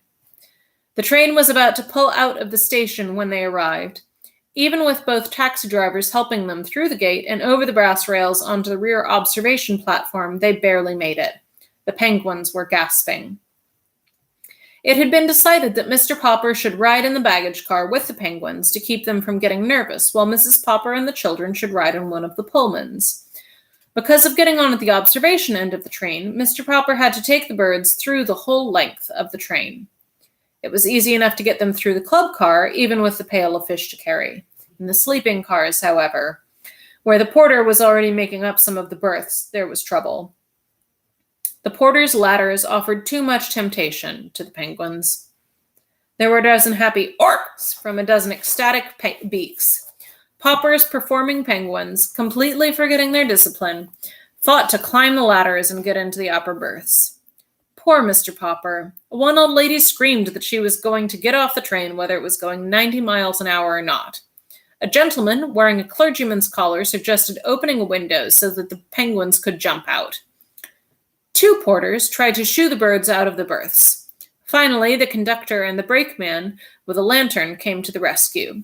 It was quite a while before Mr. Popper got his pets safely into the baggage car. Mrs. Popper was worried a little at the start over the idea of having Janie and Bill miss 10 weeks of school while they were on the road, though the children did not seem to mind. "And you must remember, my love," said Mr. Popper, who had never before been out of Stillwater in spite of his dreams of distant countries, "that travel is very broadening." From the start, the Penguins were a riotous success. Even their opening performance in Seattle went off without a hitch, probably because they had already rehearsed on a real stage. It was here that the Penguins added a little novelty number of their own to the program. They were the first thing on the bill. When they finished their regular act, the audience went wild. They clapped and stamped and roared for more of Popper's performing penguins. Janie and Bill helped their father herd the penguins off the stage so that the next act could go on. This next act was a tightrope walker named Monsieur Duval. The trouble was that instead of watching him from the wings, as they should have done, the penguins got interested and walked out onto the stage again to watch him more closely. Unfortunately, at this moment, Monsieur Duval was doing a very difficult dance on the wire overhead. The audience, of course, had thought that the penguins were all through, and were very much pleased to see them return and line up with their backs to the audience and look up at Monsieur Duval, dancing so carefully on the wire high above them. This made everyone laugh so hard that Monsieur Duval lost his balance. "Ork!" said the penguins, waddling away hurriedly in order to not be under him when he fell. Cleverly recovering his balance, Monsieur Duval caught the wire by the inside of his elbow and saved himself. He was very angry when he saw the Popper performing penguins opening wide their 12 red beaks as if they were laughing at him. "Go away, you stupid things," he said to them in French. "Or," said the penguins, pretending not to understand, and making remarks to each other in penguin language about Monsieur Duval. And whenever they appeared, the more they interfered with the other acts on the program, the better the audiences liked them. Nightmare. So there are the penguins and Monsieur Duval, who's dropped his parasol and his shoes fallen off. Very good. Chapter 17, Fame. The birds soon became so famous that whenever it was known that the Popper performing penguins were to appear at any theater, the crowds would stand in line for half a mile down the street, waiting their turn to buy tickets. The other actors on the program were not always so pleased, however. Once in Minneapolis, a celebrated lady opera singer got very much annoyed when she heard the Popper penguins were to appear on the same program. In fact, she refused to go on stage unless the penguins were put away. So the stagehands helped Mr. and Mrs. Popper and the children get the birds off the stage and downstairs to a basement under the stage, while the manager guarded the stage entrance to make sure the penguins did not get past. Down in the basement, the birds soon discovered another little flight of steps going up, and in another minute, the audience was shrieking with laughter as the penguins' heads suddenly appeared one by one in the orchestra pit where the musicians were playing. The musicians kept on playing, and the lady on the stage, when she saw the penguins, sang all the louder to show how angry she was. The audience was laughing so hard that nobody could hear the words of her song. Mr. Popper, who had followed the penguins up the stairs, stopped when he saw that it led to the orchestra pit.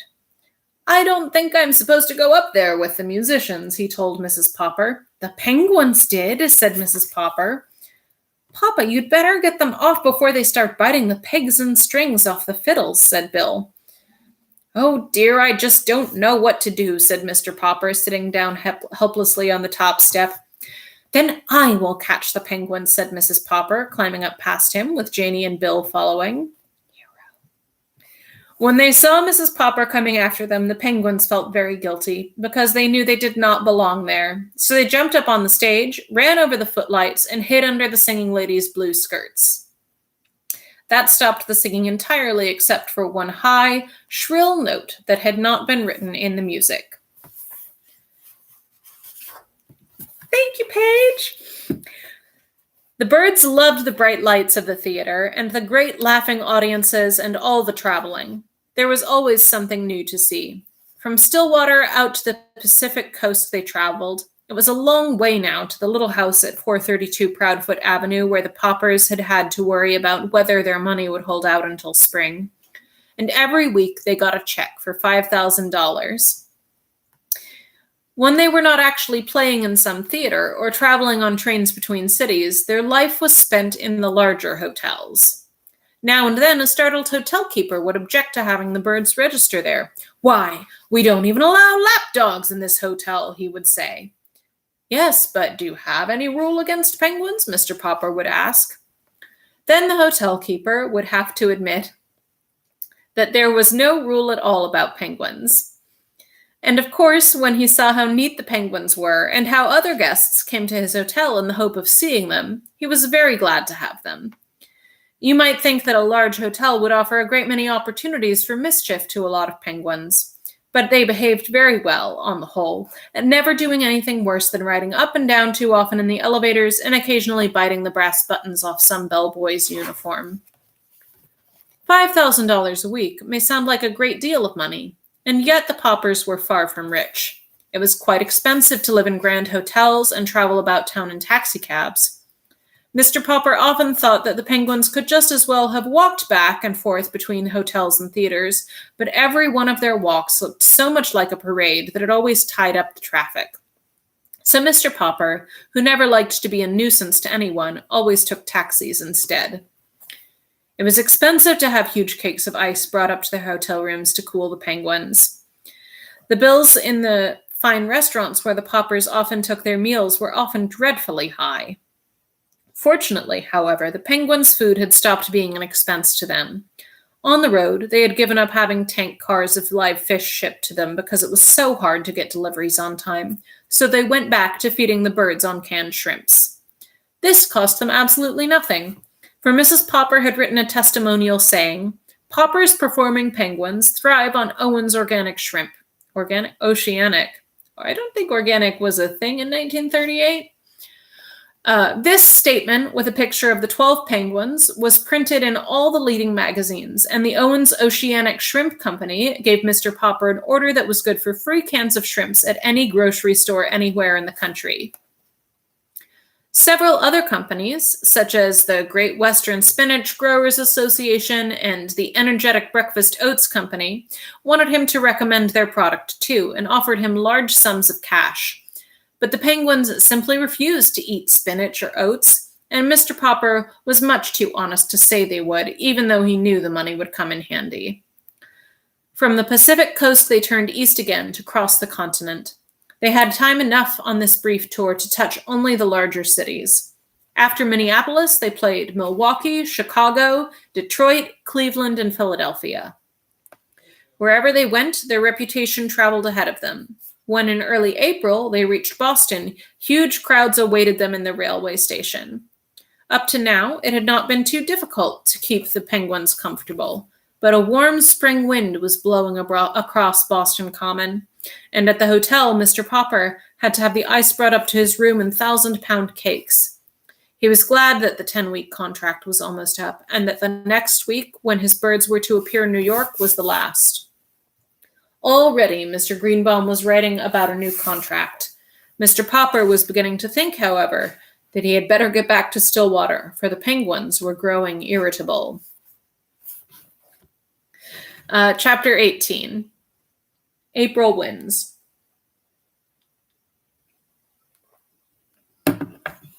If it was unseasonably warm in Boston, it was actually hot in New York.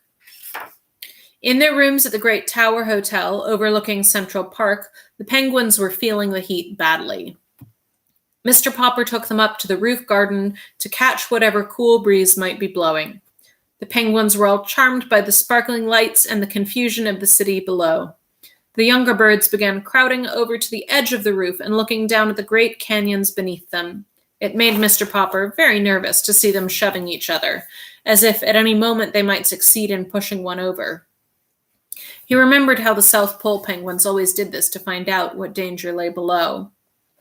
The roof was not a safe place for them. Mr. Popper had never forgotten how badly frightened he had been when Captain Cook had been so ill before Greta came. He could not risk the chance of losing one of his penguins now. Where the penguins were concerned, nothing was ever too much trouble for him. He took them downstairs again and bathed them under the cold showers in the bathroom. That kept him busy a large part of the night. With all this lack of sleep, he was quite drowsy the next morning when he had to call the taxis to get to the theater. Besides, Mr. Popper had always been a little absent-minded. This is how he made his great mistake when he said to the first taxi driver, Regal Theater. Yes, sir, said the taxi driver, threading his way in and out of the traffic on Broadway, which greatly interested both the children and the Penguins. They had almost reached the theater when the driver suddenly turned. Say, he said, you don't mean to say those Penguins are going to be at the same bill with Swenson's Seals, do you? I don't know what else is on the bill, said Mr. Popper, paying him. Anyway, here's the Regal. And they piled out and filed in the stage entrance. In the wings stood a big, burly, red-faced man. So these are the Popper performing Penguins, huh? He said.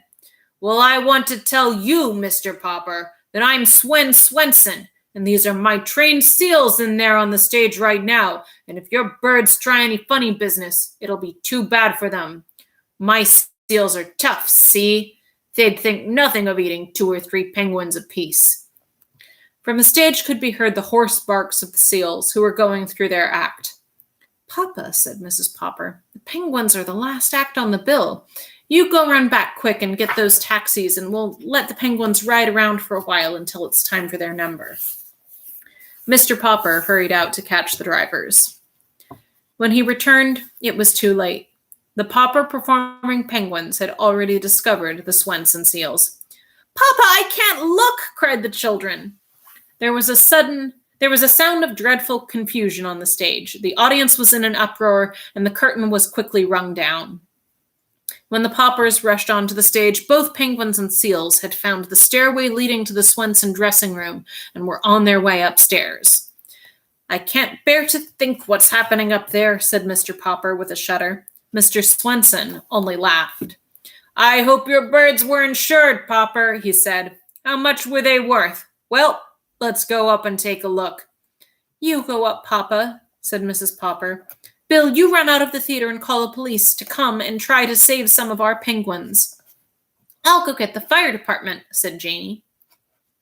When the firemen, with great clanging, came and set up their ladders so they could get in through the window of Mr. Swenson's dressing room, they were all a little vexed to find that there was no fire at all. However, when they found 6 black-mustached seals sitting barking in the middle of the room with 12 penguins parading gaily around them in a square, they felt better. Then the policemen came in their patrol and climbed up the ladder which the firemen had left against the building. By the time they too came through the window, they could scarcely believe their eyes, for the firemen had put firemen's helmets on the penguins, which made the delighted birds look very silly and girlish. Seeing the firemen so friendly with the penguins, the policemen naturally took sides with the seals and put policemen's caps on them. The seals looked very fierce, with their long black mustaches underneath. The penguins, under their firemen's helmets, were parading in front of the policemen, while the seals, in their policemen's caps, were barking at the firemen when Mr. Popper and Mr. Swenson finally opened the door. There is a penguin and a seal and Mr. Popper. Mr. Popper sat down. His relief was so great that for a moment he could not speak.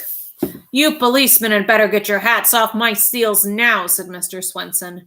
I got to go down on the stage and finish the act now. Then he and his 6 seals slipped out of the room with a few parting barks. Well, goodbye, ducks, said the firemen, regretfully removing their helmets from the penguins and putting them on their own heads. And then they disappeared down the ladder. The penguins, of course, wanted to follow, but Mr. Popper held them back. Just then the door flew open, and the theater manager burst into the room. Hold that man, he shouted to the police, pointing at Mr. Popper. I have a warrant for his arrest. Who, me? Said Mr. Popper in a daze. What have I done? You've broken into my theater and thrown the place into a panic, that's what you've done. You're a disturber of the peace. But I'm Mr. Popper, and these are my performing penguins, famous from coast to coast. Oh, I am almost out of battery power. Just a second.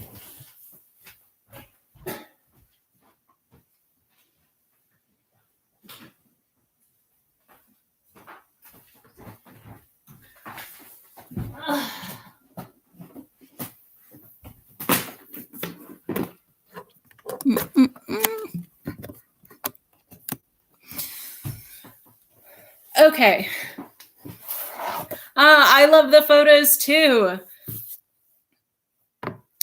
All right. So, but I'm Mr. Popper, and these are my performing penguins. Famous went from coast to coast. Yes, disaster averted. I don't care who you are. You haven't any business in my theater. But Mr. Greenbaum is going to pay us $5,000 a week at the Regal. Mr. Greenbaum's theater is the Royal, not the Regal. You've come to the wrong theater. Anyway, out you go, you and your performing penguins. The patrol is waiting outside. Chapter 19. Admiral Drake. So Mr. Popper, with Captain Cook, Greta, Columbus, Louisa, Nelson, Jenny, Magellan, Adelina, Scott, Isabella, Ferdinand, and Victoria, was bundled into the patrol wagon and hustled off to the police station.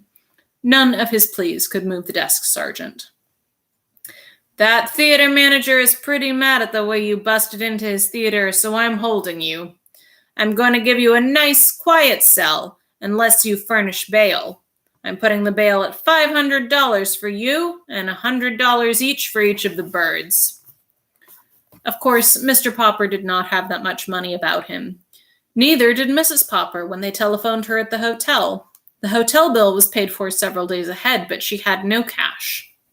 The check for the final week's salary was not due until the end of the week. Indeed, it now looked as if the Poppers would never get to see that check, since they could not get the Penguins out of jail long enough to put on their act at the Royal Theatre.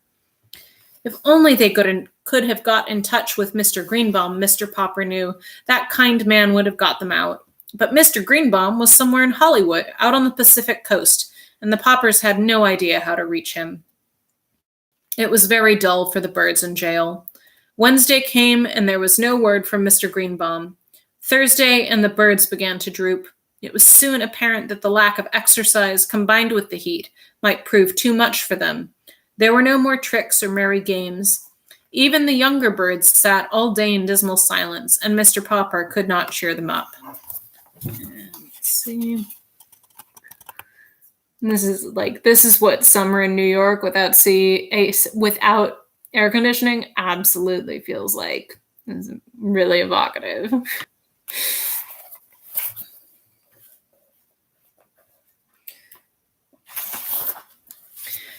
Mr. Popper had a feeling that Mr. Greenbaum would probably turn up by the end of the week to see about renewing the contract, but Friday passed without any news of him. Saturday morning, Mr. Popper got very early and smoothed his hair. Then he dusted off the penguins as well as he could, for he wanted everything to look as presentable as possible, in case Mr. Greenbaum should appear. About 10 o'clock, there was a sound of footsteps in the corridor, and a jingling of keys, and the door of the cell was opened. "You're free, Mr. Popper. There's a friend of yours here." Mr. Popper stepped out into the light with the penguins. "You're barely in time, Mr. Greenbaum," he was about to say. Then, as his eyes became accustomed to the light, he looked again. It was not Mr. Greenbaum who stood there. It was a great, bearded man in a splendid uniform. Smiling, he held out his hand to Mr. Popper. "Mr. Popper," he said, "I am Admiral Drake." "Admiral Drake," gasped Mr. Popper, "not back from the South Pole." "Yes," said the Admiral. "The Drake Antarctic Expedition ship returned yesterday. You should have seen the reception New York gave us. You can read about it in today's paper. But I read about the trouble you were having over the penguins, so here I am. I have a long story to tell you." "Could we go to the hotel and talk about it?" asked Mr. Popper. "My wife will be anxious to see us back." "Certainly," said the Admiral. And when they were all settled in the Popper rooms at the hotel, with the penguins clustering round to listen, Admiral Drake began. "Naturally, when I knew I was coming back to America, I often thought about the man to whom I had sent the penguin. It takes us a long time to hear things down there, and I often wondered how you and the bird were getting along. Last night, at the mayor's dinner for us, I heard about the wonderful trained penguin act you had been putting on all over the country. This morning I picked up the paper, and the first thing I read was that Mr. Popper and his 12 penguins were still being held in jail. But 12 penguins, Mr. Popper? How on earth?" Then Mr. Popper told how Greta had arrived to keep Captain Cook from being lonely, and how the little penguins had grown, and how the clever little band had saved the day for the Poppers when things looked bad. "It's amazing," said Admiral Drake. "I've seen a lot of penguins in my time, but never such educated ones as these. It certainly shows what patience and training can do. But now to get to my real point, Mr. Popper. You probably know that I have explored the North Pole as well as the South Pole." "Oh, yes," said Mr. Popper respectfully. "I have read books about both your Arctic and your Antarctic expeditions." "Well, then," said the Admiral, "maybe you know why we explorers prefer the South Pole." "Could it be on account of the penguins, sir?" asked Janey, who had been listening very hard. Admiral Drake patted her head. "Yes, my dear, those long polar nights get pretty dull when you have no pets to play with. Of course, there are polar bears up there, but you can't play with them. Nobody knows why there are no penguins at the North Pole. For a long time, the United States government has been wanting me to lead an expedition up there for the purpose of establishing a breed of penguins. I must come to the point, Mr. Popper. You've had such remarkable success with these birds of yours. Why not let me take them to the North Pole and start a race of penguins there?" Just then, Mr. Greenbaum and another gentleman were announced. They all shook hands all around and were introduced to the Admiral. "Well, Popper," said Mr. Greenbaum, "too bad about that mix-up over the theaters, but never mind. Here's Mr. Klein, who owns the Colossal Film Company. He is going to make your fortune. You'll be a poor man no longer, Mr. Popper." "Poor?" said Mr. Popper. "I'm not poor. These birds have been earning us $5,000 a week."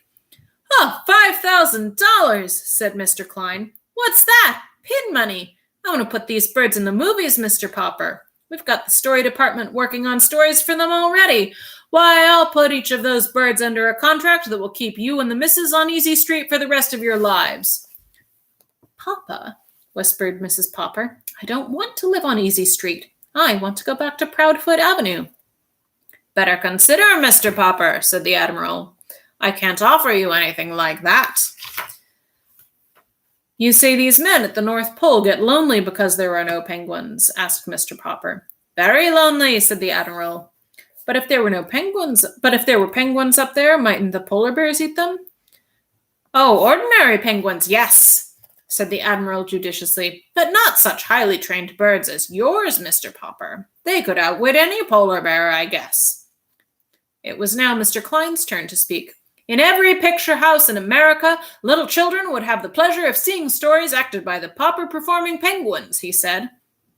"Of course, if we succeed in establishing the breed at the North Pole," said the Admiral, "the name might have to be changed a little. I imagine that hundreds of years from now, scientists would be calling them the Popper Antarctic penguins." Mr. Popper was silent for a moment. Mr. Popper was silent for a moment. "Gentlemen," he said, "I want to thank you both. I'll give you my decision tomorrow." Chapter 20. Farewell, Mr. Popper. It was a hard decision to make. Long after the visitors had gone, Mr. and Mrs. Popper sat and discussed what was best for everybody. Mrs. Popper could see the advantages of both offers, and she pointed these out without trying to influence him. "I feel that the penguins are really your responsibility," she said, "and you must make up your mind." It was a pale and haggard Mr. Popper who was ready to announce his decision the next day. "Mr. Klein," he said, "I want you to know how much I appreciate your offer of putting my birds in the movies, but I'm afraid I have to refuse. I do not believe the life in Hollywood would be good for the penguins." Then he turns to Admiral Drake. "Admiral Drake, I'm going to give you the birds. In doing this, I'm considering the birds first of all. I know they have been comfortable and happy with me. Lately, though, with the excitement and the warm weather, I've been worried about them. The birds have done so much for me that I have to do what is best for them. After all, they belong in a cold climate. And then I can't help being sorry for those men up at the North Pole without any penguins to help them pass the time." "Your government will thank you, Mr. Popper," answered the Admiral. "Congratulations, Admiral," said Mr. Klein. "Maybe you're right at that, Popper. Hollywood might have been too much for the birds. I wish you'd let me take one short movie of them here in New York, though, before they go. Just some pictures of this sort of thing they do at the stage, you know? We'll show the film everywhere with an announcement that these are the famous Popper penguins that are being taken to the North Pole by Admiral Drake of the United States Arctic Penguin Founding Expedition or something like that. I'd like that very much, said Mr. Popper. We'd pay you, of course, said Mr. Klein. Not a fortune, as we could have if you'd given them a contract, but say $25,000. We could use it, said Mrs. Popper. It will be very quiet at 432 Proudfoot Avenue, said Mr. Popper when everyone had left. Mrs. Popper did not answer. She knew that nothing she could say could really comfort him. However, said Mr. Popper, now that spring is here, a lot of people will be wanting their houses painted, so we'd better be getting back. Anyway, said Bill, we've had 10 whole weeks of vacation right in the middle of the year, and not many children in Stillwater can say that. Here is a picture of the negotiations. Let's see. The next day, the cameraman arrived to make the picture of the penguins doing their tricks. It was arranged that the Poppers should stay in New York just long enough to see the expedition off. Meanwhile, in the harbor, the great sailing ship of Admiral Drake was being made ready for its long trip north. Every day, huge boxes of supplies of all sorts were hustled on board.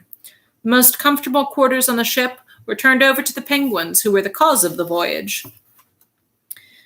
Captain Cook was already quite familiar with the ship, since it was the same one the Admiral had sailed to the South Pole where Captain Cook had often seen it. Greta, too, had seen vessels of its kind. The two of them were kept very busy, showing and explaining everything to Nelson, Columbus, Louisa, Jenny, Scott, Magellan, Adelina, Isabella, Ferdinand, and Victoria. The sailors all took the greatest delight in watching the curious little birds at their explorations. It looks as if this will be a pretty lively trip, they would say. These Popper penguins certainly live up to their reputation. But at last, everything was ready, and the day came when the Poppers were to go down and say goodbye. Bill and Janie ran all over the ship and did not want to leave when it was time to draw up the gangplank. The Admiral shook hands with them and Mrs. Popper and thanked them for having helped train the extraordinary penguins who were to be a real contribution to science. Mr. Popper had gone down below to say a private farewell to his birds. All that kept him from breaking down completely was the knowledge that what he was doing was best for them too. First, he said goodbye to all the younger penguins, then to Greta, who had saved Captain Cook. Then, last of all, he leaned over and said a special goodbye to Captain Cook, who had come and made life so different for Mr. Popper. Then he wiped his eyes, straightened his back, and went up on deck to say goodbye to Admiral Drake. Yeah, Drake is so tall, and he has, such a pretty face. It's weird. So.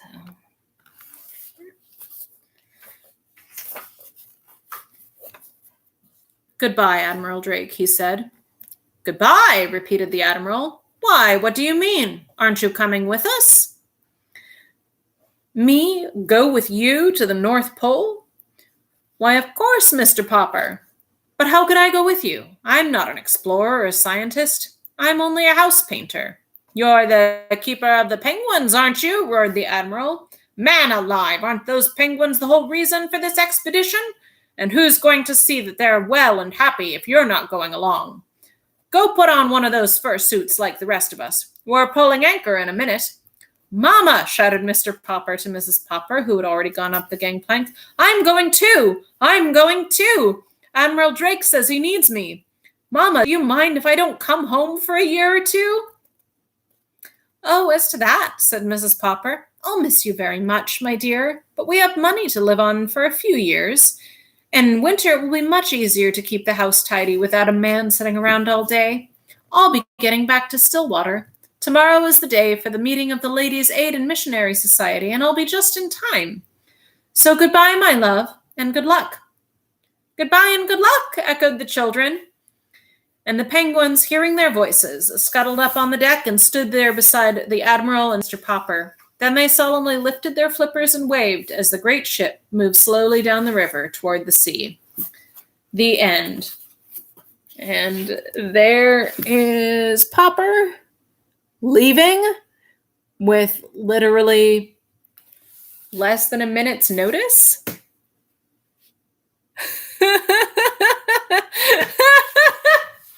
Thank you. That like old radio announcer voice is tough. Okay, so it's like almost exactly 2 hours. So that's going to be it for tonight. And then I will do super different Left Hand of Darkness by Ursula K. Le Guin. I'll do that sometime coming up this week, and probably another approximately 2-hour batch of reading. But it's a super different book. It is kind of on the slow side, but in like a really nice way. And yeah. All right. Stay safe, everyone. Stay home. I love you all. Have a good night. Bye.